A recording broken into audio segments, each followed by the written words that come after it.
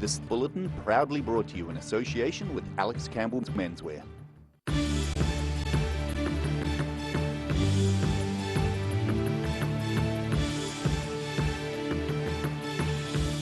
Tonight on The South Today, a Dunedin rally driver shares her thoughts on a potential change to some open road speed limits. Another fire in Invercargill. We'll find out whether or not the fire service thinks it has a firebug on its hands.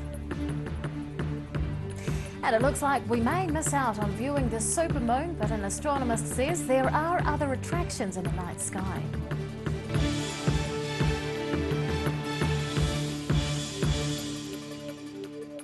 Good evening, I'm Rebecca Dupree.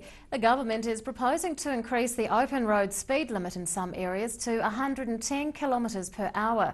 A Dunedin-based rally driver agrees that in certain areas it could be a good idea. Driving on city roads can be more dangerous than racing at high speeds on a clear road. That's according to one who knows. Dunedin's Emma Gilmore is used to racing at speeds like this, but believes city driving is more dangerous to people than motorsport. This year I thought it would be a good thing just to add to what I do through my Facebook and my social media, is to share just my thoughts on driving, because it's something that I'm always thinking about when I'm driving around the city streets. Even though what I do, rally driving, is normally high speed stuff, I'm really passionate about the road safety. She says apart from speed, there are some other obvious differences between rallying and standard road driving. The difference with rally driving obviously is that you have the road completely to yourself. There's no oncoming traffic and you're in a car that's designed for safety. You've got a roll cage around you, you've got safety harness, decent seats, you've also got a helmet on, and the road is yours basically. There's nothing else to worry about. Versus on the road, there's so many things going on. You've always got the oncoming traffic. You've just got a single white line basically separating you between a car coming the opposite direction at 100 kilometres an hour. The government has begun discussing raising the open road limit to 110 kilometres an hour in some places. So far, this has been approved by the Automobile Association. Emma Gilmore also believes it's a good idea on some roads. But she knows people's reaction times need to be sharper with increased speed. I think it's progressive thinking that they're thinking we can increase the speed limit on some of our roads, and some of the roads are well designed to allow us to do that. But I think that the concern is that we're not also further educating our drivers on the road, which is all of us. It's not just the other people as we always seem to think of them. Gilmore believes that all drivers should take on a driver's education refresher course every 5 to 10 years. Gilmore has begun posting regular driving tips on her Facebook page. Daryl Baser, The South Today. An emergency exercise was held on the University of Otago campus involving 170 people. Actors played victims of a roaming shooter and were evacuated from a building by police. Those playing the injured were retrieved by paramedics with stretchers. The event follows an online shooting threat made in November last year from the 4chan website. Today's mock event was designed to test the university's response to a similar scenario. The exercise was held in conjunction with Dunedin Police, St John Ambulance Service, AOS and volunteers. Fire officers are investigating a suspected arson in Invercargill yesterday. This is following a spate of fires in the city over the last 2 months. But the fire service is saying it's unlikely the recent cases are related. The second fire in Invercargill in 3 days. Around 7 yesterday morning, fire officers were called out to a blaze at an abandoned takeaway shop in South Invercargill. They're treating the fire as suspicious and are currently investigating how it started. Hi, I'm Ruby Spink in Invercargill. The city's been shaken by fire over the last 2 months, with one fatality, people needing treatment for smoke inhalation, and many houses and buildings being destroyed or damaged by fire. But Invercargill fire officers say the recent cases don't seem to be related. While it's disappointing that we've got these going on, they're not linked, which is the good things at this stage. Mr Stubbs says there's been a range of causes for the fires, including electrical faults, cooking, and one person's been caught for a deliberate fire in the city. Normally more fires occur in winter than in spring or summer. Area Manager Stubbs says he doesn't know what's causing the increase. The majority of Southlanders are fire safe and do put it in the front of their mind in terms of putting smoke alarms in their houses or calling us to assist them with that. He says the fire service is using this recent spate to educate the community on how easily fires can start and grow. Officers are out in force spreading the safety messages to residents. We've talked to some neighbours, we've dropped some pamphlets off, we've knocked on a few doors just to make sure that you know, the messaging and you know, people, it is in their community, is in their street, and just what they can do to learn from this. Area Manager Stubbs says he's hoping Invercargill residents realise how crucial it is to keep looking when you're cooking and to remain vigilant against the threat of fire. Ruby Spink, The South Today. A two-car collision took place in a main street of Dunedin this afternoon. The intersection of Rattray and Princes Streets was blocked for 30 minutes this afternoon so the fire service could remove 2 vehicles from the scene. Then they swept the area for debris. Police attended the scene and say it's unclear at this point what caused the accident. The crash took place around 3 p.m, bringing traffic to a halt. Witnesses from a nearby office report hearing screams and say airbags were deployed on both vehicles. The biggest supermoon in nearly 70 years could be a non-event thanks to inclement weather across the country. A local astronomer says residents will miss out on a good view of the moon this time around, but there are better times of the year to look at the night sky.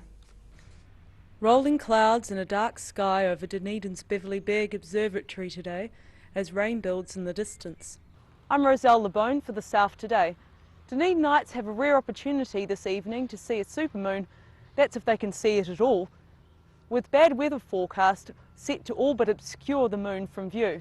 A supermoon occurs when a full moon or a new moon is within 90% of its closest approach to Earth in a given orbit. It will occur 3 times in 2016, and people around the country have already witnessed this month's supermoon. Given the state of the weather at the moment, I don't think we're actually going to see it. Parallels have been drawn between the moon and the recent earthquake which affected so many New Zealanders. A Facebook post by seismologist Nigel Anthony Gray suggested gravitational pull from the moon causes stress on tectonic plates in other areas. This theory has been debunked by leading scientists. Jackery says there is no connection between the two events. The moon makes about 1/3 of a gram difference to your weight when it's on one side of the Earth compared to the other side of the Earth. So this really makes no difference at all. He says while he can understand the excitement, he won't be rushing to see the event. With my sort of research astronomy hat on, I'm not all that interested, I'm sorry to say. I'm really interested as a promotional thing for astronomy, because the full moon does bring out people who are thinking, oh, tonight's a good night to go up to the observatory and look at stuff. He has advice for those who want a really exceptional view of the night sky. If you want to look at the moon, it's really nice when it's a partial phase. If you want to look at anything else, it's really nice when the moon's not there at all. I'm Roselle LeBone for The South Today. Still to come on The South Today, a Christchurch-based author offers his thoughts on crisis communication, and Southland welcomes new citizens.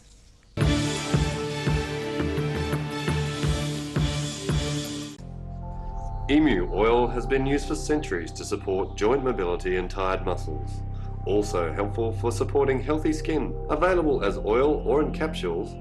Go to www.silverhorn.co.nz to order emu oil today. Every reason, every season, we're proud to dress the region. Alex Campbell Menswear, it fits.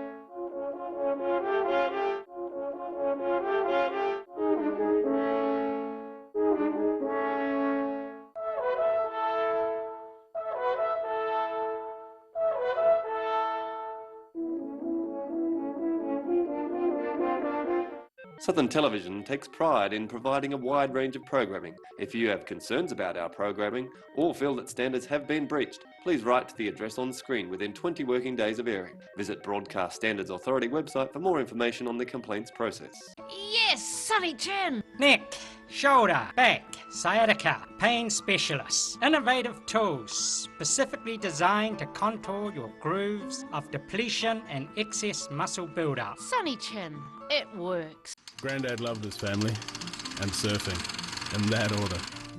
He taught me to surf, and we spent a lot of time in the water together over the years. When he died, I strapped the camera to the nose of his old board and filmed the paddle out at St. Clair.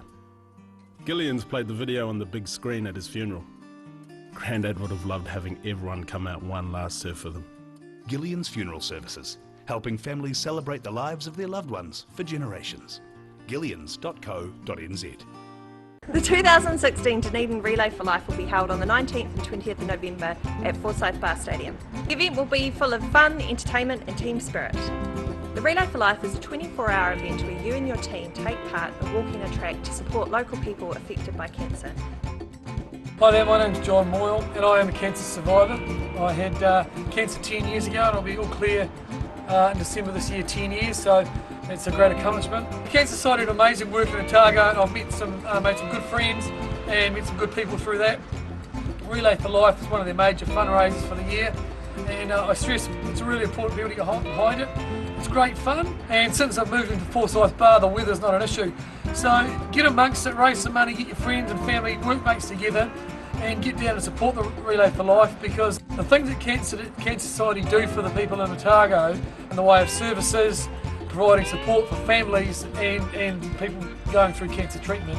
But we want to see you down there at Forsyth Bar, raising lots of money, having lots of fun, November this year. Hi, I'm Nick. This is my third relay. We've had lots of fun fundraising for the Relay for Life this year. We've been doing cheese rolls with real onion. We've been selling raffles and have a quiz night coming up, which we're busy collecting prizes for that.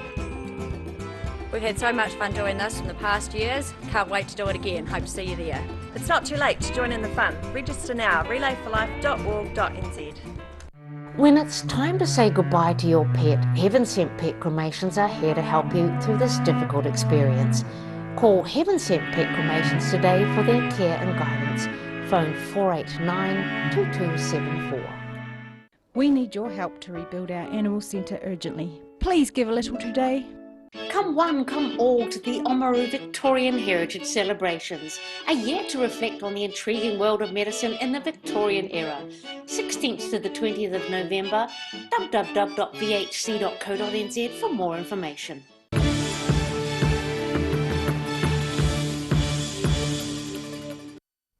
Welcome back. The Otago Civil Defence is responding to a request for assistance in response to the 7.5 magnitude earthquake near Hanmer Springs.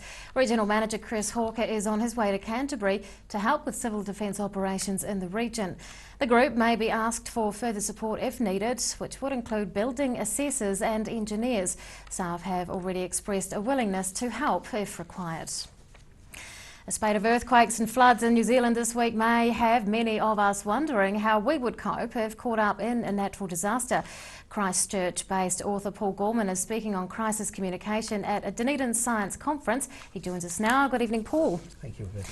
The Kaikoura quake, I understand, delayed you from speaking at the conference. Yes, it did. Did it reaffirm your belief in the need of good communication during a disaster? It definitely did, and it was also an unwelcome reminder of what it's like to live through those kinds of things.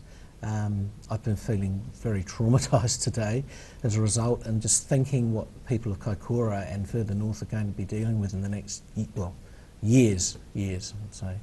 That's, yeah. Now, when we say it delayed you from speaking, is that because it took you longer to get here, or was it postponed, the conference?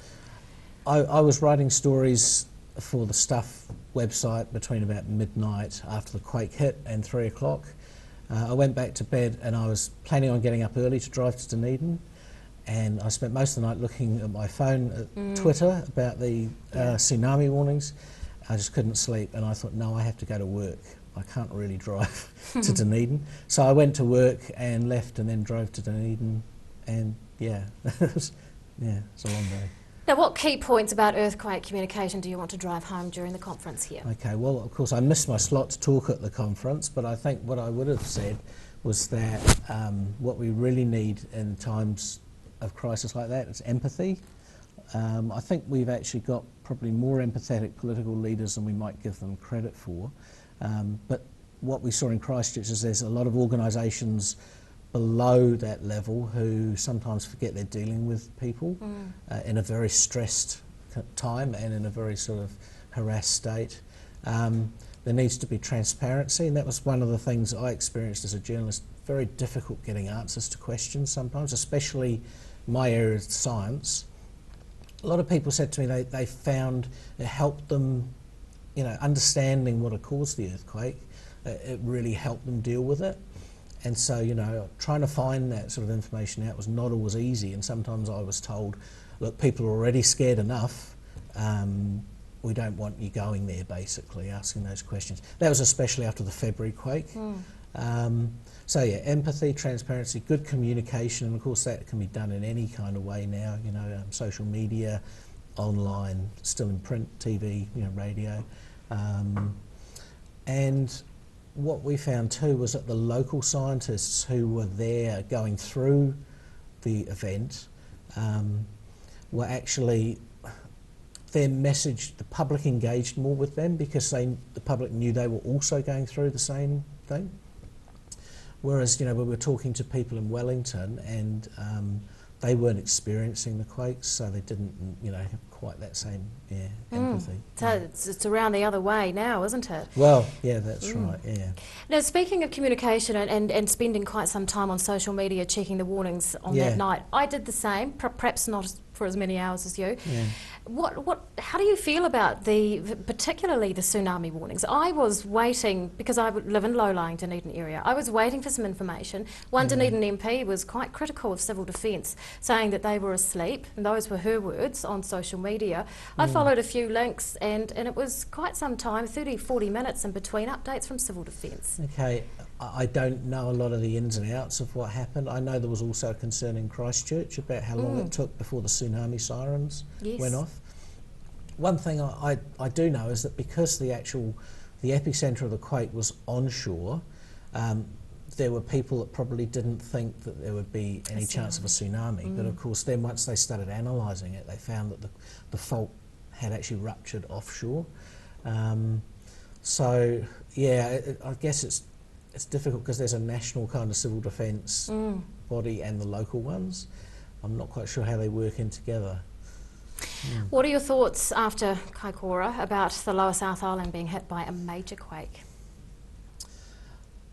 I think the biggest threat, and I'm not a quake scientist, I'm a journalist that's written a lot about earthquakes, but my understanding is the biggest threat to Otago, Dunedin, South Otago, would be from a local source earthquake. There's quite a few faults. Like when I lived in Dunedin, I felt quite comfortable here. I had no idea there were so many faults around, like Brighton and sort of South Otago around the coast, the Tea Tree Fault, the Akator Fault. And what the research on those has shown that they do move and they can generate quite big quakes. But my understanding of that is there's not a regular pattern, so it's very difficult to know how close they might be to being, you know, to doing that again. Further into Southland, I don't know a lot about the local faults there, but they're closer to Fiordland and the Alpine Fault, so that would be more of a concern, I'd imagine, there. We just need to be prepared, but to try not to worry about them. Christchurch-based author Paul Gorman, thanks very much for taking some time out to speak with us today. Thanks, Rebecca. Thanks. After the break on the South Today, Southland welcomes 20 new citizens, and we take a look at the new play gracing the stage at the Fortune Theatre.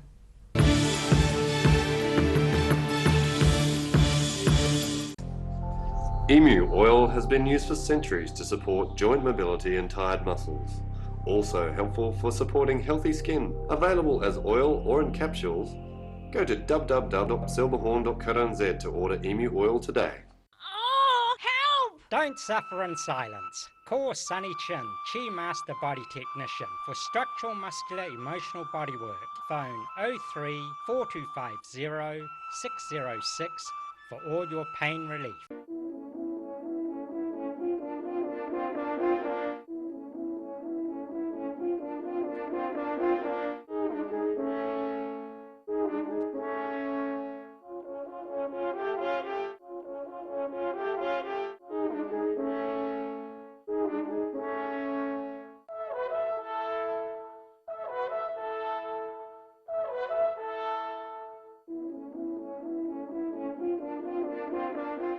We need your help to rebuild our animal centre urgently. Please give a little today. Come one, come all to the Oamaru Victorian Heritage Celebrations, a year to reflect on the intriguing world of medicine in the Victorian era. 16th to the 20th of November, www.vhc.co.nz for more information. The 2016 Dunedin Relay for Life will be held on the 19th and 20th of November at Forsyth Bar Stadium. The event will be full of fun, entertainment and team spirit. The Relay for Life is a 24-hour event where you and your team take part in walking a track to support local people affected by cancer. Hi there, my name's John Moyle and I am a cancer survivor. I had cancer 10 years ago and I'll be all clear in December this year, 10 years, so it's a great accomplishment. The Cancer Society did amazing work in Otago and I've made some good friends and met some good people through that. Relay for Life is one of their major fundraisers for the year, and I stress it's a really important people to get behind it. It's great fun, and since I've moved into Forsyth Bar, the weather's not an issue. So get amongst it, raise some money, get your friends and family, workmates together, and get down and support the Relay for Life, because the things that Cancer Society do for the people in Otago in the way of services, providing support for families and people going through cancer treatment. But we want to see you down there at Forsyth Bar, raising lots of money, having lots of fun, November this year. Hi, I'm Nick. This is my third relay. We've had lots of fun fundraising for the Relay for Life this year. We've been doing cheese rolls with real onion. We've been selling raffles and have a quiz night coming up, which we're busy collecting prizes for that. We've had so much fun doing this in the past years. Can't wait to do it again. Hope to see you there. It's not too late to join in the fun. Register now, relayforlife.org.nz. Grandad loved his family and surfing, in that order. He taught me to surf, and we spent a lot of time in the water together over the years. When he died, I strapped the camera to the nose of his old board and filmed the paddle out at St. Clair. Gillian's played the video on the big screen at his funeral. Grandad would have loved having everyone come out one last surf with him.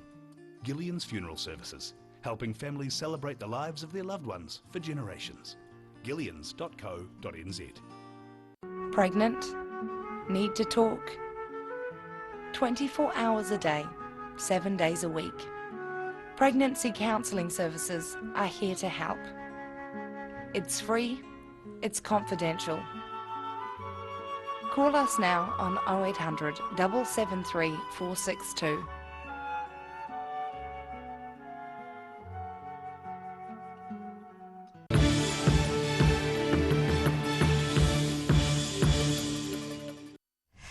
Welcome back. Plans to create a Centre for Space Science Technology have been given the government's blessing and funding of almost $15 million. Science and Innovation Minister Stephen Joyce announced the funding in Alexandra this morning. The centre will be led by Alexandra-based research company Bodica Scientific and will also have offices in Dunedin, New Plymouth and Lincoln. It will create more than 70 jobs, and Central Otago Mayor Tim Cadogan considered it as important to the region as the gold rush. 20 new Kiwis were confirmed as New Zealander citizens at the Invercargill City Council today. The ceremony covered the positive impacts of immigrants to our culture and the importance of the Treaty of Waitangi. Internal Affairs Minister Peter Dunn congratulated the new citizens for choosing New Zealand as their country. Nationalities sworn in today range from Australian to Zimbabwean, with many countries in between. Mayor Shadbolt says it's great to see the diversity of people who now can call themselves New Zealanders. The Fortune Theatre has been transformed into an old Victorian manor for its current play, The Mystery of Irma Vep. It's described as a madcap Christmas farce that brings to life a whole range of characters. The Fortune Theatre's Gothic building's been transformed into a spooky mansion, ready for a theatrical extravaganza. The show itself parodies Gothic horror, Victorian melodrama, and those kind of great Hitchcock films of the 20th century in this mile-a-minute show with costume changes here, special effects there. For costume designer Marianne Wright-Smith, there's 50 changes during the 90-minute play, and the actors are changing between male and female characters in a split second. You've got to really rethink the way you do things and also make them indestructible. The playwright gave pointers on how to construct the clothing in a variety of styles, and that helped her to think about how to do fast changes as easily as possible. So you kind of got to think about whether they wear a wig, whether they don't wear a wig, which wig it is, because sometimes they have the updo, sometimes they have the long loose one, and then there's the Egyptian wigs. The Victorian melodrama is on at the Fortune Theatre until December 10th. Dee Karen, The South Today. And now recapping tonight's top stories on The South Today. A local world-famous rally driver is backing the government's plan to raise the open road speed limit but believes more education is needed. Fire officers are investigating a suspected arson in Invercargill yesterday. It follows a spate of fires in the city over the last 2 months. And bad weather throughout the country will hamper efforts to observe tonight's supermoon, which doesn't really bother one southern astronomer.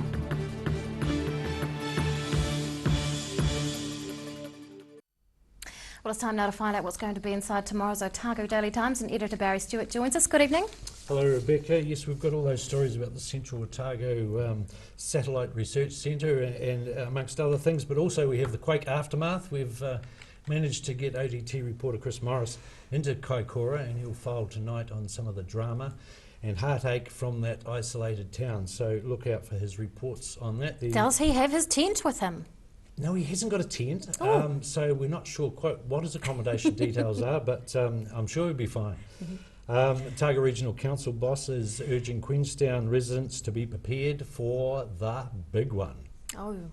A scary thought. It is. But I guess you got to be prepared, don't you? Prepared? I mean, prepared, what did I say? I'd be prepared. Good on you. Prepared. I mean, it illustrates the Kaikoura situation where a place can be isolated. Which, makes you think, yeah. It does. DCC says no to oil and gas exploration off the Otago coast. And who has produced the most All Blacks? Club. What club? Oh, okay. I thought you were talking about somebody's mother. No. Okay, so Adrian, read more in the ODT tomorrow. Certainly. I'll be looking that one up. Thank you, Barry. Okay. Tomorrow's ODT. Time now for tomorrow's weather. This weather update proudly brought to you in association with Silverhorn's Manuka Honey. Here is today's southern view.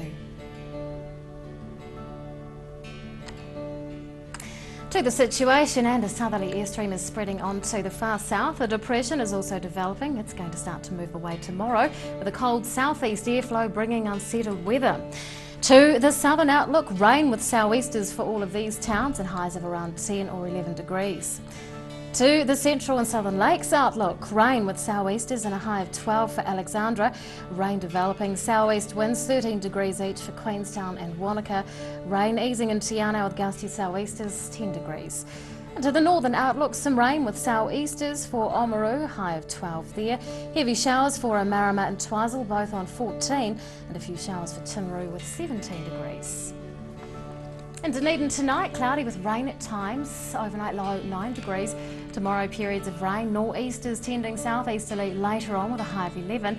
And on Thursday, rain, gusty southerlies, but they'll clear later in the day, 10 degrees.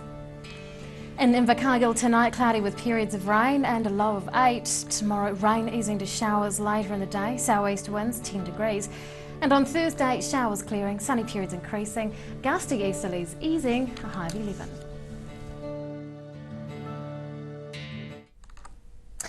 And that's all from the team here at the South Today for Tuesday. We'll join you again tomorrow. Good night.